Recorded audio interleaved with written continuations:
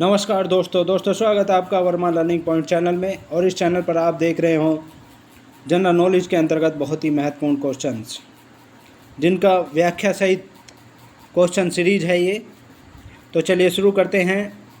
Question number 1 देखिए, प्रथम विश्व युद्ध छिड़ने का तात्कालिक कारण क्या था? प्रथम विश्व युद्ध छिड़ने का तात्कालिक कारण क्या था? Option A, archduke Francisco de Ferdinand की हत्या। ऑप्शन बी, लेनिन को कारावास। ऑप्शन सी, अमेरिका का विश्व पर प्रभुता की आकांक्षा। ऑप्शन डी, लॉर्ड जॉर्ज का अचानक निधन। तो इसका जो करेक्ट आंसर है वो है A part, archduke Francisco de Ferdinand की हत्या। इसका तात्कालिक कारण था प्रथम विश्व युद्ध छिड़ने का। और इसके बारे में डिटेल बता देते हैं आपको। देखिए इंपॉर्टेंट पॉइंट देखिए इसके बारे में।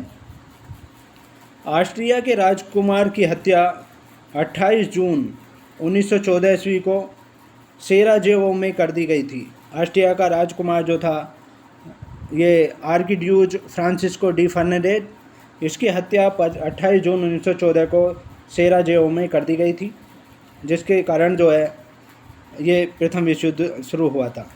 और प्रथम विश्व युद्ध के मूल कारणों में एक बिस्मार्क की नीति को भी माना जाता है। बिस्मार्क की नीति को भी माना जाता है। और प्रथम विश्व युद्ध के दौरान भारत में ही होम रूल आंदोलन शुरू हुआ था। प्रथम विश्व युद्ध के दौरान ही भारत में, हमारे देश में होम रूल आंदोलन शुरू हुआ था। आगे नेक्स्ट देखिए, प्रथम विश्व युद्ध के बाद शांति सम्मेलन 1919 में पेरिस में आयोजित किया गया था।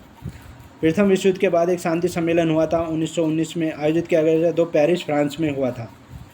और प्रथम विश्व युद्ध की शुरुआत 28 जुलाई 1914 ईस्वी को हुई थी। 28 जुलाई 1914 ईस्वी को प्रथम विश्व युद्ध की शुरुआत हुई थी। और प्रथम विश्व युद्ध की समाप्ति जो हुई थी 11 नवंबर 1918 ईस्वी को हुई थी।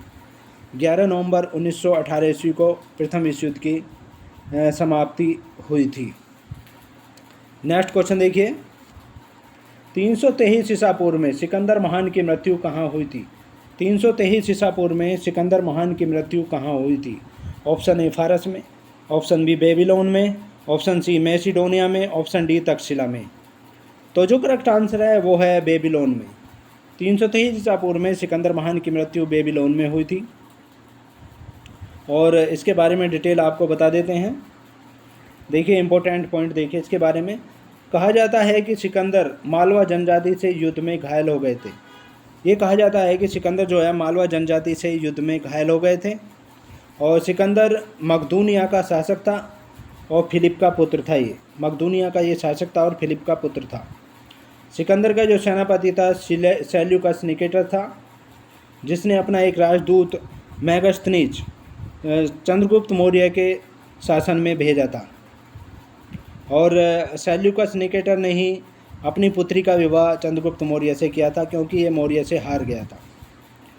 और इसका जो सिकंदर का जो नौ सेनापति था नियार्कस था। नौ सेनापति जो था वो नियार्कस था। और निकेटर का अर्थ होता है विजेता होता है। निकेटर का जो अर्थ होता है वो विजेता होता है। आगे देखिए इसके बारे में।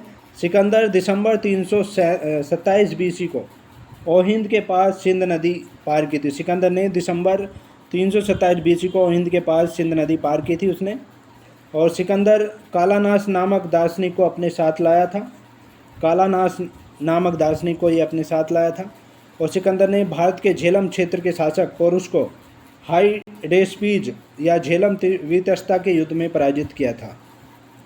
वितस्ता के युद्ध में इसको पराजित किया था।